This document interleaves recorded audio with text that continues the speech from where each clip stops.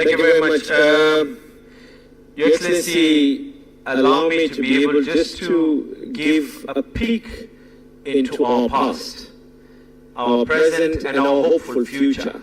Your Excellency, when we were walking in, there was a picture amongst those young people, women groups who benefited from a program that was done with your government and all the 6 county governments on the CAMSFED program.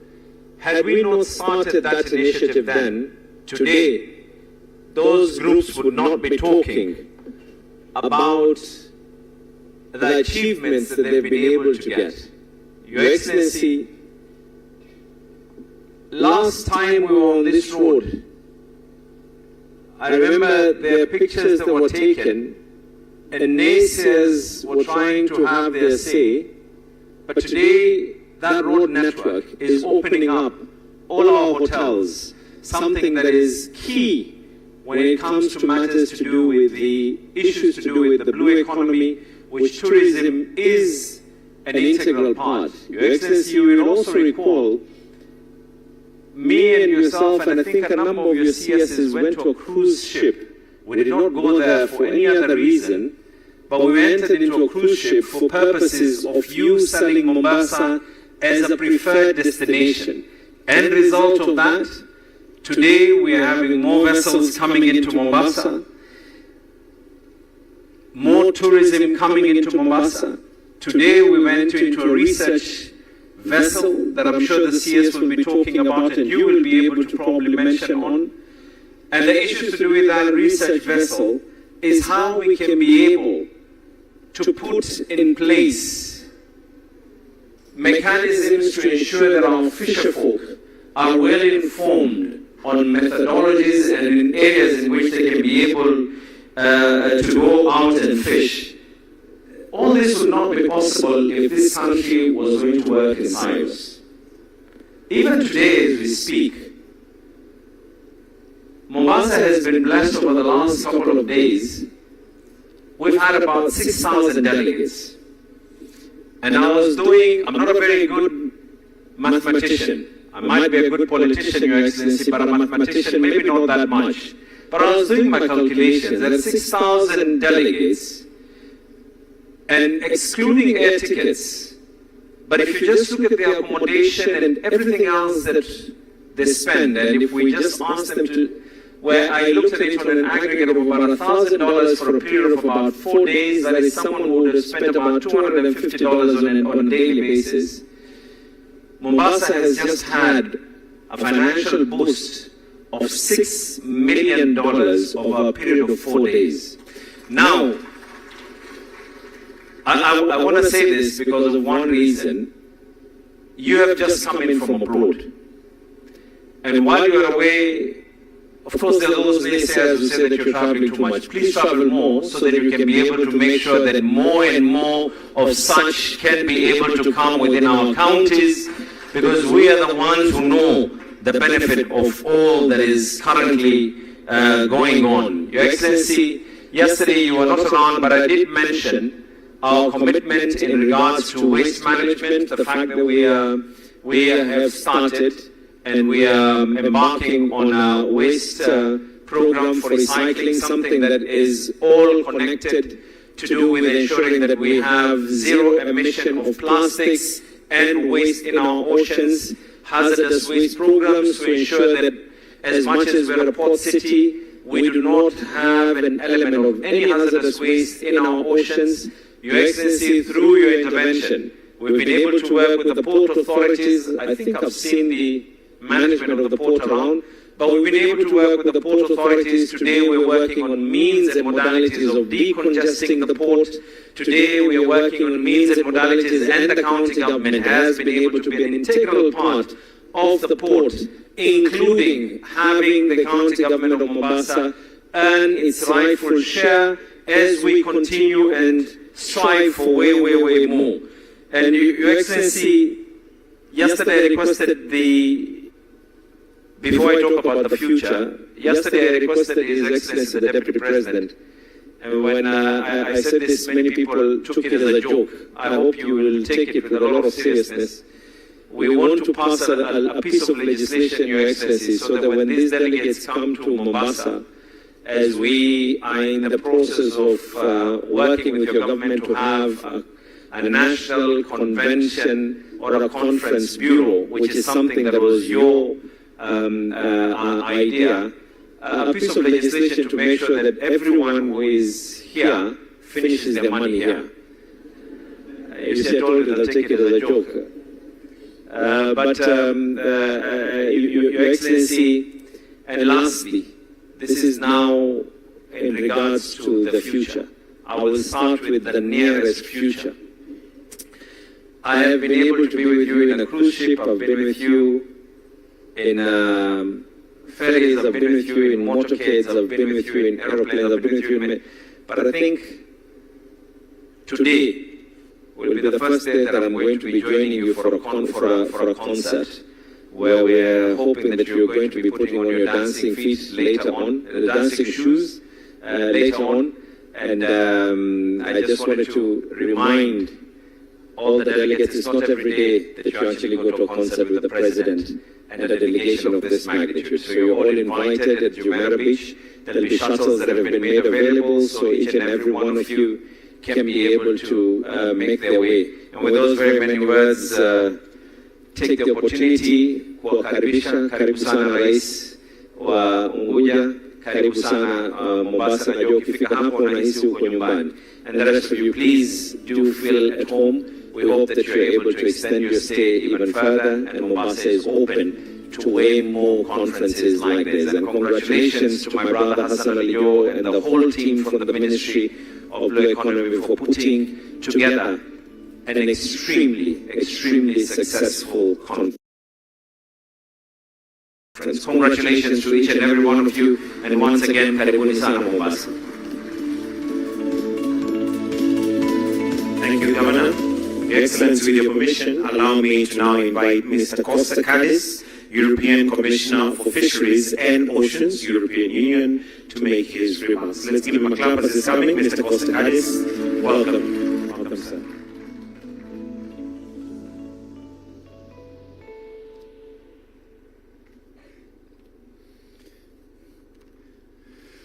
Your Excellency, President of the Republic of Kenya, Excellencies, distinguished guests, ladies and gentlemen,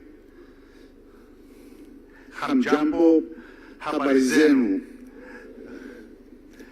On behalf of the European Union, I would like to congratulate Kenya on a very successful Our Ocean Conference, and thank you very much for your warm hospitality. It was a great pleasure to participate for the first time in such a distinguished company. I am particularly pleased that this 11th edition of our Ocean Conference was organized here in Mombasa and for the first time in Africa. This conference offered a unique opportunity not only to reflect on the health of the ocean, but also to take stock of where we stand today and how best to navigate in a rapidly changing world. The challenge our ocean faces, from the existential threat of climate change to the rapid loss of biodiversity, are global in nature, so they demand global solutions and global action. We value our strong partnership with Africa. The EU pledged yesterday over €338 million for the ocean, because we believe in international cooperation and investing in our ocean, to protect it from climate change and pollution, illegal, unregulated and unreported fishing, and security threats, to observe it better and understand it, and to promote sustainable fisheries and thriving coastal communities worldwide. One takeaway I will take from Mombasa to the United Nations General Assembly and COP31 is the need for strengthening ocean observation through the Global Ocean Observing System, GOOS, and an international alliance, the Ocean Eye. We need global data more than ever today. Together with Canada, we will co-chair this alliance, and I'm pleased that Norway joined already the alliance and that many other countries very positively received the announcement of this initiative. I count on all partners, countries, private sector and philanthropies around the world to join this alliance so we can proudly announce in September a more resilient global system. The EU committed 50 million euros to operationalize OceanEye and an additional 12 million euros to support resilient global ocean data systems. OceanEye will connect us all. It will stabilize and expand critical observation networks and enhance global coordination on biodiversity and ecosystem monitoring efforts. Your Excellency, distinguished guests, the ocean needs us much as we need it. Needs us as much as we need it. Our action for the ocean depends on each and every one of us taking a stand and staying committed. This 11th Our Ocean Conference demonstrated that together we are stronger. Thank you.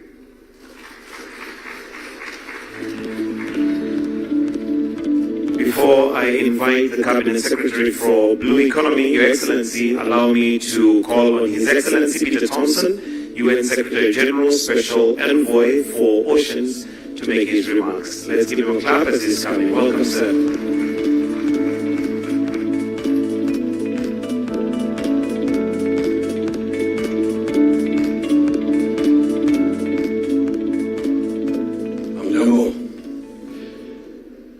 Your Excellency President Ruto and Your Excellency President Wenyi and Deputy Prime Minister and Ministers, Excellencies, distinguished ladies and gentlemen, all courtesies observed, and on behalf of all of those of us who've made our way to Mombasa for this conference, I express heartfelt thanks to the government and people of Kenya, but also to the island city of Mombasa, and for all the warm hospitality we received here. Asante sana. After the Sustainable Blue Economy Conference in Nairobi in 2018, and after Kenya's co-hosting of the second UN Ocean Conference in Lisbon in 2022, and now through the successful completion of the Our Ocean Conference in Mombasa, we can affirm to all that when the world directs ocean responsibilities Kenya's way, it's putting them into very safe hands. On behalf of all, I wish to acknowledge with deep gratitude the conference organizers coming from many walks of the Kenyan government and also the World Resources Institute. Your reward lies in the fact that in spite of all the challenges thrown at you, thanks to your hard work, we've completed a world-class ocean conference here. Congratulations to you all. Excellencies, ladies and gentlemen, here in Mombasa we stand on the shores of a fabled coast, the Swahili coast, along which Arabian dhows long plied their trade, and early Portuguese navigators established maritime links between Europe and Asia. We stand here on the shores of what the world knows as the Indian Ocean, a vast body of water that is in fact an inseparable part of the planet's one ocean. Over 90% of the planet's living space is out there in that ocean, as is the great majority of life. Lift up a bucket of water with just 1 liter of that ocean water, and whether you can see them or not, you have before you 1 million phytoplankton, the very foundation of planetary life. Just one type of that phytoplankton, Prochlorococcus, produces 20% of the oxygen in the biosphere. In short, without that profusion of ocean life, the existence of humankind is null and void. Yet in spite of that existential fact, still we wantonly pollute the ocean. with our chemicals and plastics.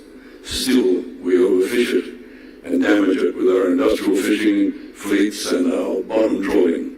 Still, we steadily warm it with our greenhouse gas emissions, heating it to the extent that sea levels are rising inexorably and coral reefs are dying.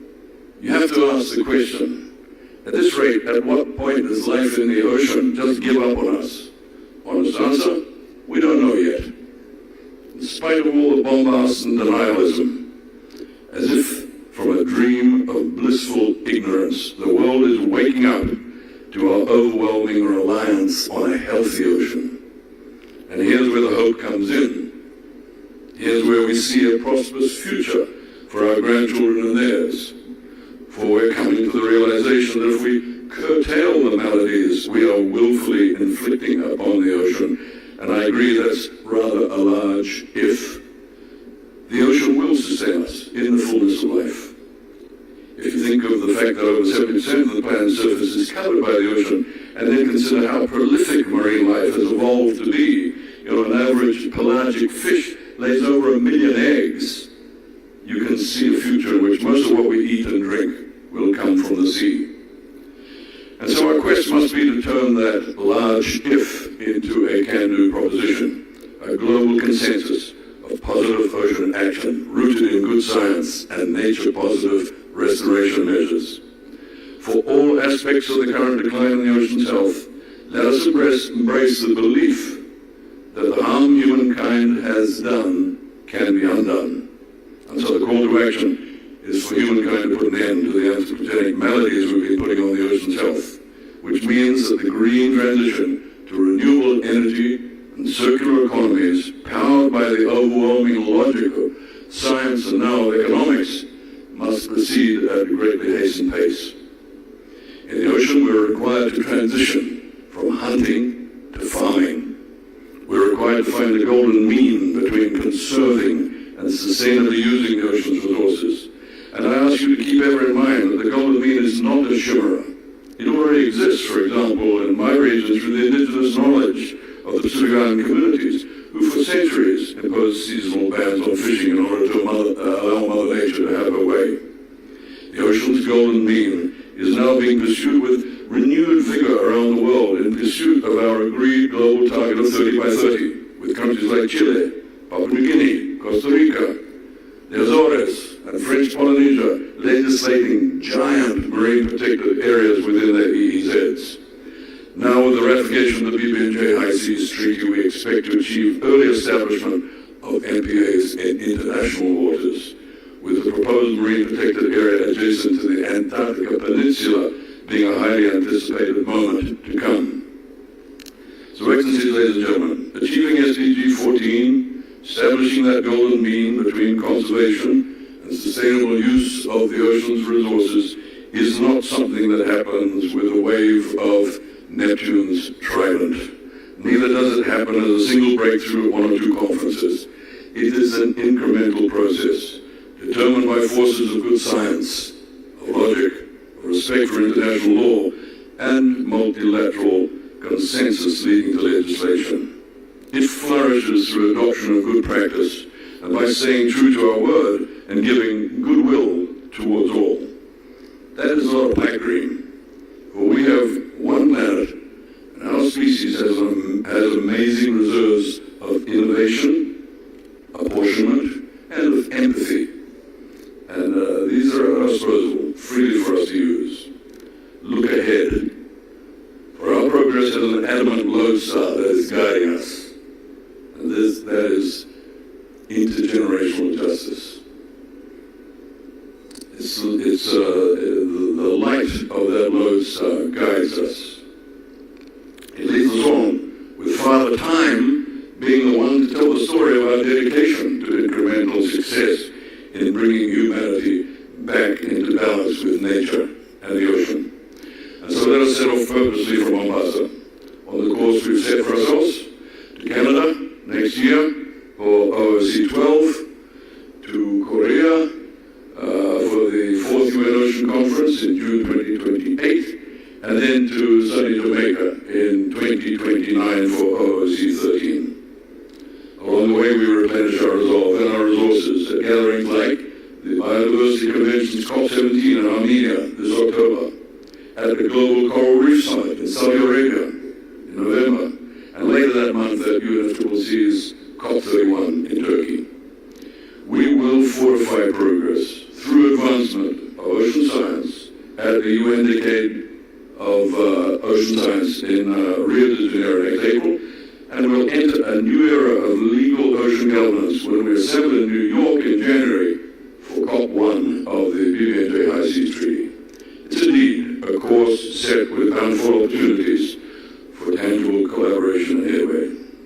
But the time waits for no one, so all aboard for the voyage ahead.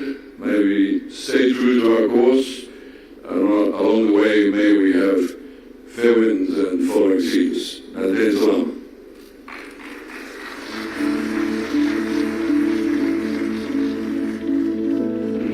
With your permission, Your Excellency, allow me to now invite the Cabinet Secretary for Mining, Blue Economy and Maritime Affairs, Honorable Ali Hassan Joho. Let's welcome him with a clap. Karibu sana waziri.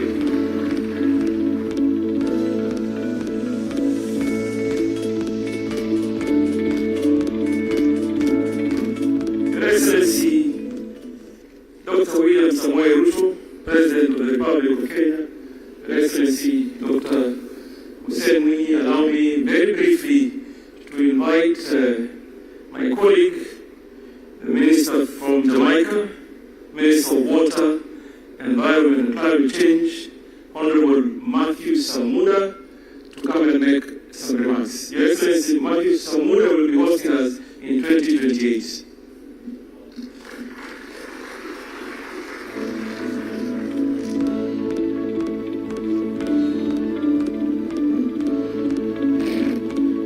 Your Excellency, President Honorable William Ruto, distinguished heads of delegation, excellencies, representatives of governments, indeed friends of the ocean all. Allow me to thank the government and people of Kenya for their hospitality and indeed their ocean leadership. On behalf of the government and people of Jamaica, it is with profound gratitude, humility, and a deep sense of responsibility that I accept the honor of hosting the 2029 Our Ocean Conference in Montego Bay, Jamaica.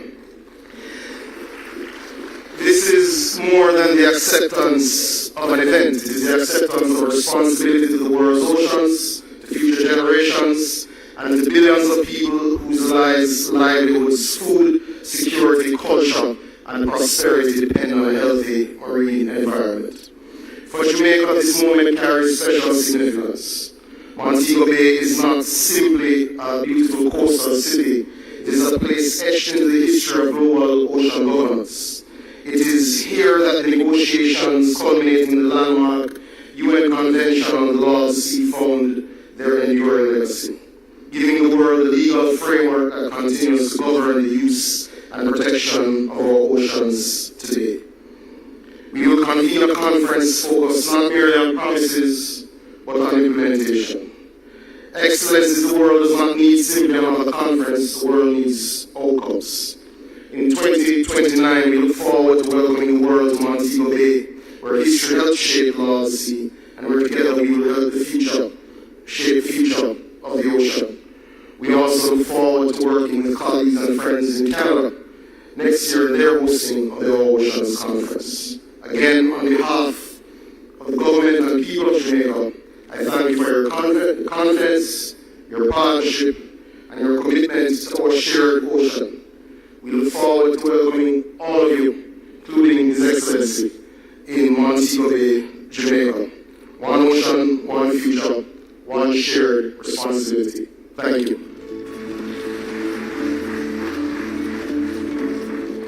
Your Excellency, I was trying to see if I could use some Jamaican words to say thank you, but the only one I know is Wagwan. Your Excellency, allow me to acknowledge the presence of my colleagues, the Minister for Defense, Honorable Sekpai Ntuya, the Minister for East African Community, Honorable Beatrice Ascool, and my brother, the Minister for Sports and Creative Economy, Honorable Salim Muria. Excellency, also there are very many members of Parliament led by the Chairman of the Coast Parliamentary Group, Honorable Gertrude May. Chairman, can you just be upstanding so we can wave? Your Excellency, we agreed with the Governor of Soma because he speaks quite a lot, and to leave the duty of recognizing the governors. So we have the Deputy Governor for Kilifi, Governor Gideon Maita Mungaro. Then Governor Tana River, Major Retired Dana Bulana. Then Governor Isa Timami, Governor Folau, and finally Governor Madine, Governor for Taita Taveta County. Your Excellency, allow me to ask respectfully, with the humility of my colleagues, to just stand the ministers from wherever they are, just stand so we can give you a clap, and I appreciate your presence, the visiting ministers that are still in the room.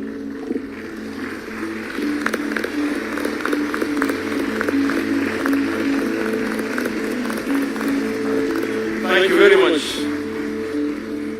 Your Excellency, ladies and gentlemen, Kenya is honored to have hosted the 11th Hour Ocean Conference, and the city of Mombasa is proud to have played host. This gathering has been a turning point in ocean diplomacy, one led by Global South, anchoring Africa's rising role as the center for innovation and partnerships, guided by a conviction that the future belongs to our children, and that we are merely custodians. The 11th Ocean Conference has elevated what too many conferences leave behind: community voices, gender equity, youth leadership, and indigenous knowledge systems that have governed our oceans long before international frameworks existed. In the course of the week, we successfully prosecuted all the 8 pillars of the conference. Your Excellency, on the Ocean Climate Nexus, we aligned ocean action with global climate goals and affirmed that the two cannot be separated. On the sustainable fisheries, we confronted IUU fishing with both community accountability and scientific rigor. On the sustainable blue economy, we unlocked investment pathways and financing frameworks that can drive real growth for coastal nations. On marine protected areas, we charted credible routes towards the 30 by 30 targets and strengthened the case for protecting the high seas. Your Excellency, on maritime security, we reinforced the need for continuous capacity building to keep our waters safe and open for trade.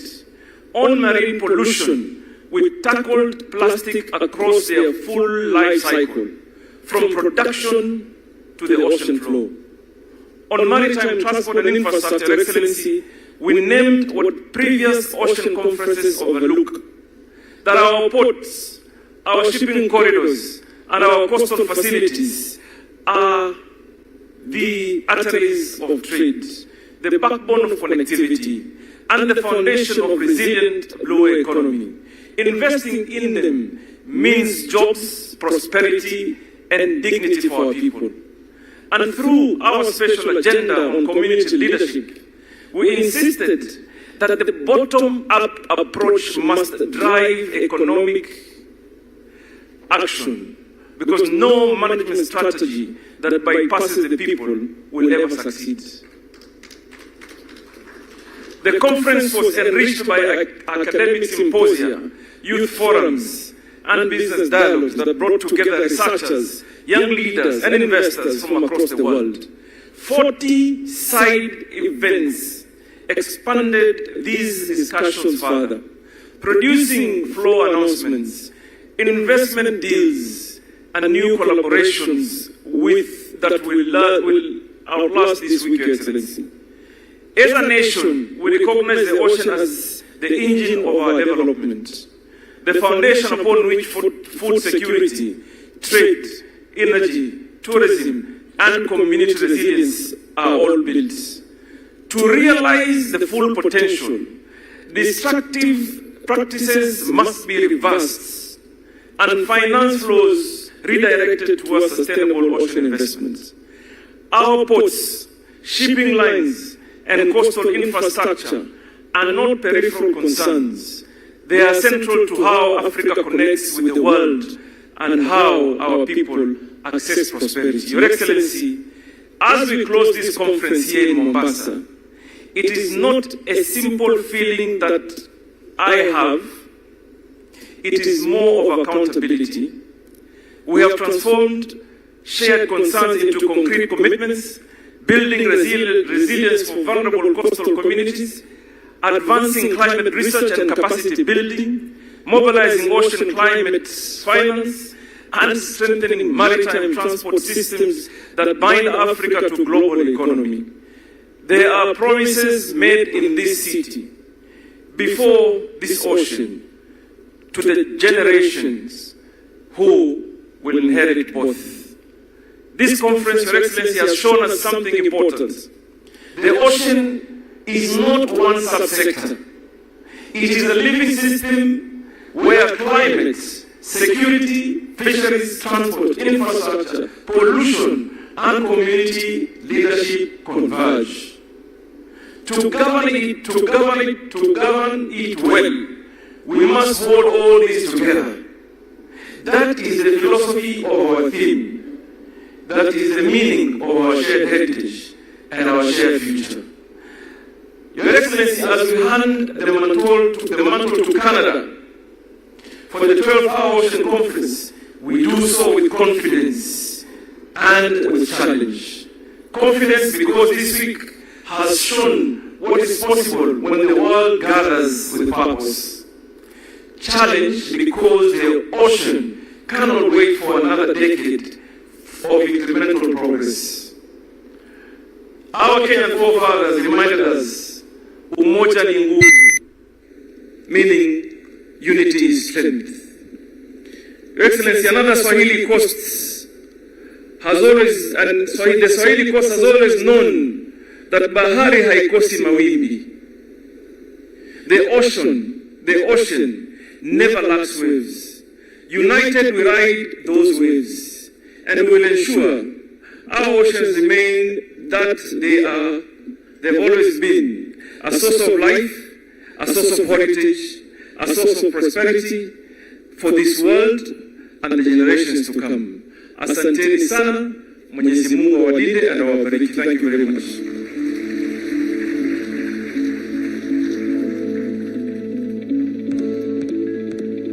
Your Excellency, I have one more duty, very simple duty, to invite our next host to the floor. That is Director General for Fisheries and International Policy from Canada, Darcy Dimasico.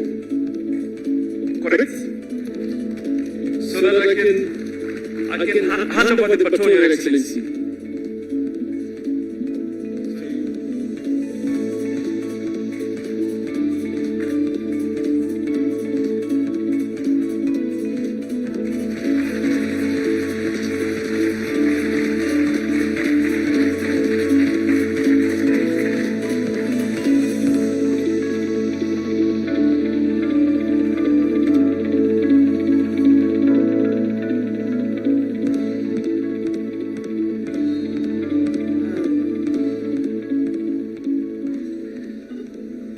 Good afternoon, Your Excellency President Ruto, Your Excellencies, Honorable Ministers, fellow delegates.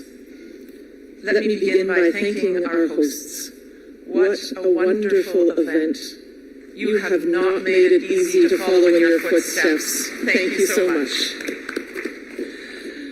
But that is our responsibility, and we embrace it. It's my pleasure to introduce the Honourable John Thompson, the Minister of Fisheries for Canada. She could not be here today, but she wanted to share with you a short message.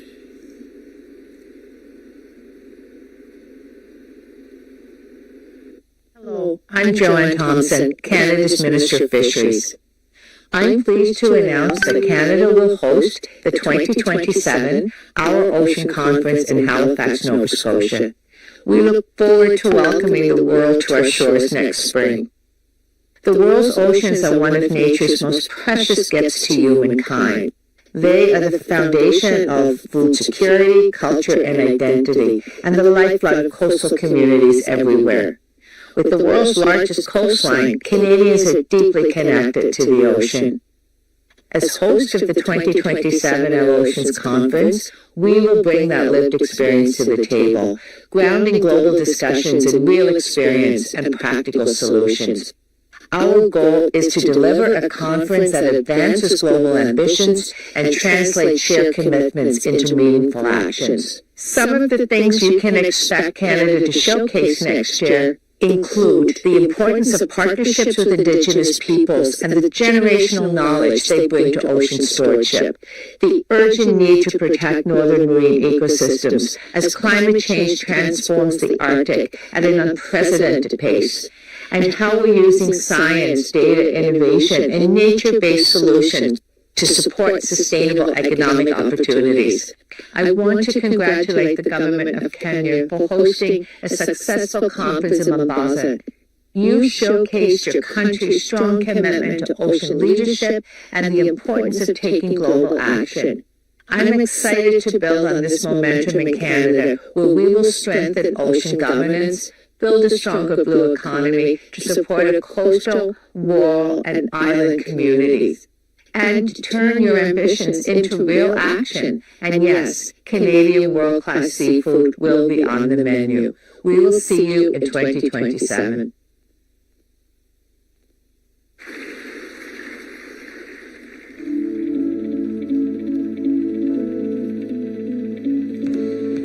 Thank you very much, Your Excellency. It is now my humble duty to invite His Excellency, the President of the Republic, the President of Zanzibar, President Daktari Hussein Mwinyi. Waswahili wa vilemba wajuana kwa Waswahili wa Pemba wajuana kwa vilemba. Karibu Mheshimiwa Rais.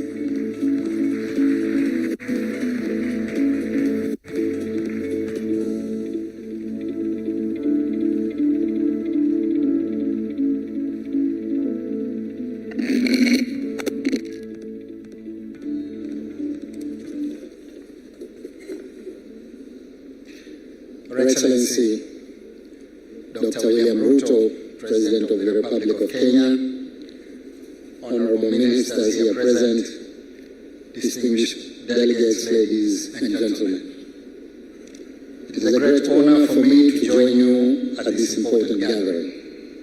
I bring warm greetings from My Excellency Dr. Samia Suluhu Hassan, President of the United Republic of Tanzania, and from the people of Tanzania.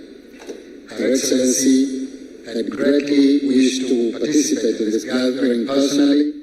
However, due to other pressing official commitments, she was unable to do so, and I'm here to represent her on this very important occasion. Excellencies, ladies and gentlemen, at the outset, allow me to commend the government and people of the Republic of Kenya for hosting this 11th Our Ocean Conference here in Mombasa. This historic occasion, being the first of its kind held on African soil, reflects Africa's growing leadership in ocean governance and sustainable blue development. I also extend sincere appreciation to our Ocean Conference organizers and all partners for their dedication in making this conference a success. Excellencies, ladies and gentlemen, over the past days, we have engaged in productive discussions, exchanged valuable experiences, and strengthened partnerships aimed at securing the future of our ocean. The theme of this conference, Our Ocean, Our Heritage, Our Future, has reminded us that the ocean is not only a shared natural resource, but also a foundation for livelihoods, food security, trade, climate resilience, culture, and sustainable prosperity. The discussions and commitments made during this conference has reaffirmed the urgent need for collective action to address the interconnected challenges facing our oceans, including marine pollution, biodiversity loss, climate change, unsustainable exploitation of marine resources, and maritime insecurity. Distinguished delegates, for the United Republic of Tanzania, the ocean is central to our development and prosperity. Tanzania possesses approximately 1,424 kilometers of coastline along the Indian Ocean and an exclusive economic zone covering 223,000 square kilometers. Our country is also endowed with approximately 64,000 square kilometers of ocean waters and 61,500 kilometers of fresh water resources, making the blue economy one of the most strategic sectors for our long-term economic transformation. These maritime and aquatic resources support fisheries, aquaculture, tourism, maritime trade, transport, offshore energy, and millions of livelihoods. Tanzania's fisheries sector currently produces over 513,000 tons of fishery products annually, valued at approximately 3.5 trillion Tanzanian shillings. In addition, offshore natural gas discoveries, estimated at 57.5 trillion cubic feet, of which 47.1 trillion cubic feet are offshore, continue to present significant opportunities for economic development and industrial transformation. Zanzibar, a semi-autonomous island archipelago of the United Republic of Tanzania, covering approximately 2,600 square kilometers, plays a central role in advancing this national vision. The blue economy contributes nearly 30% of Zanzibar's GDP and directly supports livelihoods for a substantial share of the population, particularly women and youth engaged in fisheries, seaweed farming, tourism, and marine-related trade. Recognizing the immense value of ocean resources, Tanzania has placed the blue economy at the center of its national development agenda. Zanzibar adopted its blue economy policy in 2020 to guide sustainable investment in fisheries, aquaculture, tourism, maritime transport, renewable energy, and marine governance, while mainland Tanzania had adopted the policy in 2024 and continues to strengthen its policy, legal and institutional frameworks that support sustainable ocean management and ocean-based industries. Distinguished delegates, ladies and gentlemen, the United Republic of Tanzania fully supports the 6 interconnected thematic priorities of this conference. On sustainable blue economy, Tanzania continues to promote ocean-based industries that create employment opportunities, strengthen food security, and stimulate inclusive economic growth while safeguarding marine ecosystems. However, unlocking the full potential of Africa's blue economy requires addressing persistent financing gaps, limited technology access, and institutional capacity challenges. On sustainable fisheries, Tanzania continues to combat illegal, unreported, and unregulated fishing through strengthening regulatory frameworks, science-based fisheries management, community participation, and enhanced maritime surveillance systems. We continue to strengthen maritime domain awareness across our exclusive economic zone through modern radar systems, vessel monitoring infrastructure, and regional cooperation.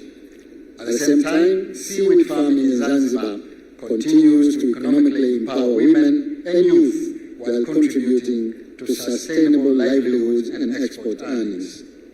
Regarding the marine protected areas, Tanzania recognizes that economic utilization of ocean resources cannot happen at the expense of ecological integrity.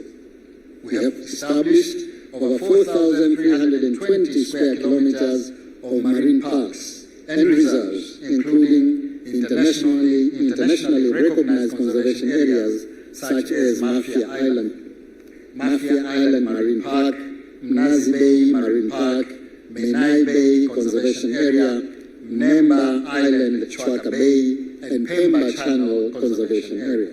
In addition, Tanzania is finalizing the establishment of 3 new marine protected areas in eastern Pemba and Kilwa districts, contributing directly towards the global 30 by 30 biodiversity conservation targets. These efforts are reinforced through mangrove restoration programs covering approximately 158,000 hectares across our coastal areas, strengthening ecosystem resilience and supporting blue carbon initiatives. Distinguished guests, ladies and gentlemen, on marine pollution, Tanzania recognized the growing threat posed by plastic waste and land-based pollution to marine ecosystems, tourism, fisheries, and public health. Our country currently faces an annual waste management challenge exceeding 14 million tons. In response, we are strengthening solid waste management systems, improving wastewater treatment infrastructure, and promoting circular economy approaches aimed at reducing marine litter and protecting ocean health. Concerning the ocean climate nexus, climate change continues to threaten coastal and island communities through sea level rise, coastal erosion, floods, droughts, and extreme weather events. Tanzania, therefore, remains committed to climate adaptation and mitigation measures through ecosystem restoration, climate resilient infrastructure, mangrove conservation, and promotion of low carbon development pathways. Sustainable environmental management and climate resilience remain key priorities under Tanzania's Vision 2050. On maritime security, Tanzania continues to strengthen maritime governance and regional cooperation to ensure secure sea routes, combat piracy, trafficking, and transnational crimes, and facilitate maritime trade and investment throughout the Western Indian Ocean region. Safe and secure oceans are essential for the success of the blue economy and sustainable regional development.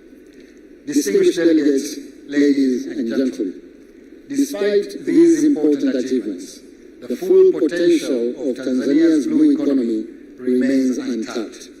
Unlocking this potential requires stronger international partnerships, increased investment, technology transfer, innovation, and institutional capacity building. We particularly emphasize the importance of empowering local communities, women and youth who remain at the center of ocean-based livelihoods and sustainable coastal development. Excellencies, ladies and gentlemen, as we conclude this conference, let us carry forward the spirit of cooperation and shared responsibility that has defined our deliberations here in Mombasa. Let us transform our commitments into concrete actions that protect our ocean, strengthen livelihoods, and build resilience for future generations. The United Republic of Tanzania remains fully committed to working with all partners to advance a resilient, inclusive, and sustainable blue economy that balances economic growth with environmental stewardship. Asanteni sana kwa kunisikia.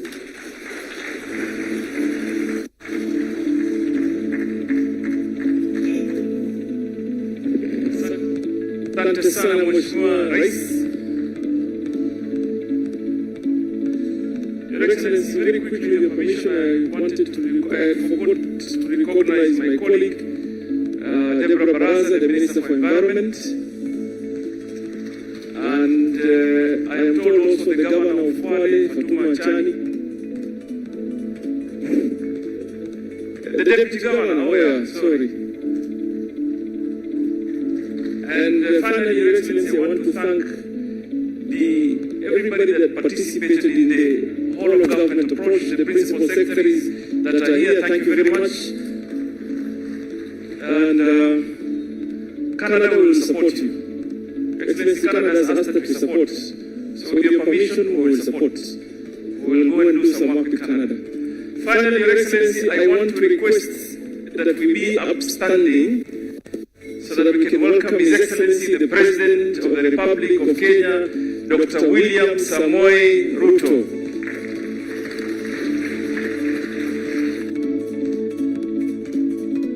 Hassan, please let's take our seats. Thank you very much.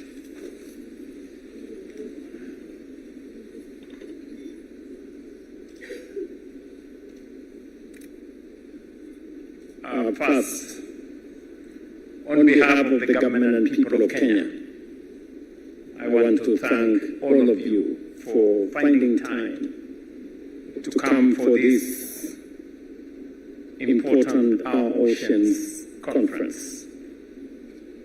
Excellencies, distinguished guests, participants, ladies and gentlemen, we have come to the close of a consequential and momentous gathering in our shared effort to secure the future of our nations and of our oceans.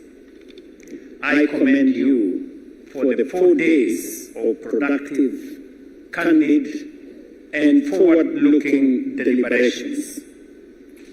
The ocean faces significant and, in many respects, unprecedented challenges. By absorbing 90% of excess heat trapped by greenhouse gases and almost a third of our carbon dioxide emissions, it has quietly altered its own chemistry and physics to shield the rest of us from harm. But the oceans can absorb only so much. And now it is pushing back. Rising seas are displacing millions in low-lying coasts and islands. Acidifying waters are corroding the base of the marine food chain and the livelihoods built upon them. Stronger storms, marine heat waves, storm surges, and coastal flooding are destroying infrastructure and straining communities already stretched very thin. Marine pollution, above all plastics, is reaching the deepest trenches and affecting even the smallest fish. For too long, our response has been held back by weak political will, inadequate finance, the slow deployment of technology and innovation, limited capacity, and governance that is fragmented, weakly regulated, and poorly enforced. Yet human ingenuity has always risen in moments of difficulty, turning hardship into opportunity. And in this direction, we are now making progress. Consider this. The United Nations Convention on the Law of the Sea gave us the Constitution of the Ocean. In the past year alone, 2 landmark agreements have given it force. The High Seas Treaty entered into force last January, becoming the first legal framework to protect biodiversity across the nearly 2/3 of the ocean that belongs to no single nation. Complementing this achievement, the World Trade Organization's agreement on fisheries subsidies entered into force in September 2025, making it the first World Trade Organization agreement devoted to sustainability. I say this with particular pride, as Kenya was among the nations whose ratification finally carried that agreement over the line and into force.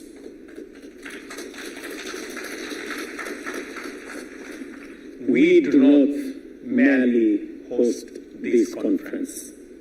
we help carry it. So we end this summit on a very high note. Over 6,000 delegates from, I am told, 104 countries and institutions have gathered here to turn ambition into action. Together, you have registered over 300 new commitments with a combined value of about US dollars 5.7 billion. Kenya alone has made 40 commitments valued at US dollars 1.1 billion in support of our blue economy.